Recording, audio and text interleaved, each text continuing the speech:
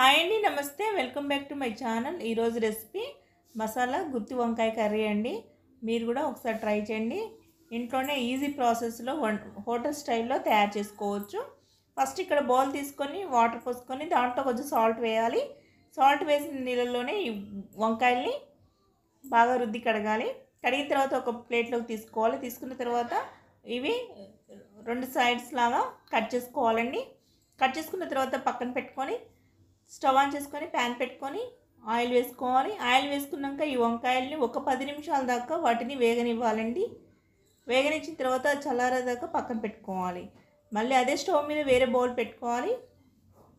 తర్వాత 2 స్పూన్ల దాకా పల్లీలు, 1 స్పూన్ దాకా ధనియాలు, కొంచెం జీలకర్ర వేసుకోవాలండి. జీలకర్ర వేసుకున్న తర్వాత వాటిని బాగా వేగనిచ్చి చల్లారిన తర్వాత ఒక మిక్సీ జార్ తీసుకొని ఆ మిక్సీ జార్లో వేయాలి.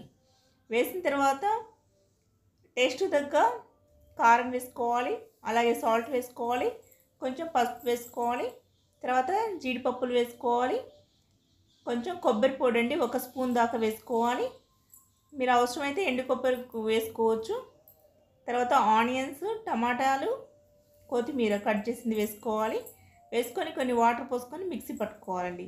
చూడండి, మిక్సీ పట్టుకుంటే ఇలా గ్రేవీ లాగా అవుతుంది. తర్వాత స్టవ్ ఆన్ చేసుకొని వేరే బౌల్ పెట్టుకోవాలి. తర్వాత కొంచెం ఆయిల్ వేసుకోవాలి.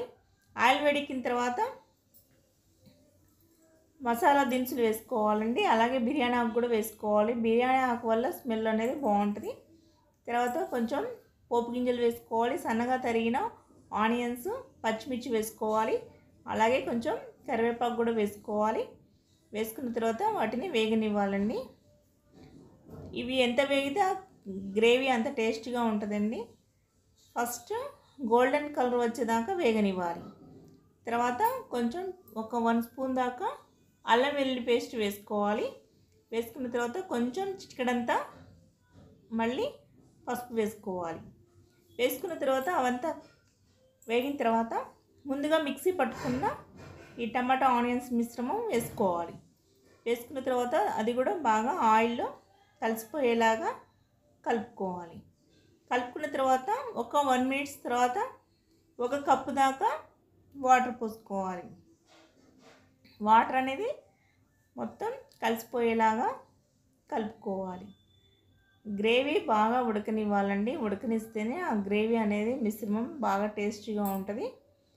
ఆయిల్ అనేది పైకి వచ్చేదాకా ప్లేట్ పెట్టుకొని ఉడికించుకోవాలి. తర్వాత ముందుగా వేయించుకున్న వంకాయలు వేసుకొని బాగా మగ్గనివ్వాలి. మొత్తం గ్రేవీ అంతా వంకాయలకు పట్టేలాగా మూత పెట్టి ఉడికించుకోవాలి. చివరిగా కొత్తిమీర వేసుకోవాలి. అంతే అండి, గుత్తి వంకాయ కర్రీ రెడీ.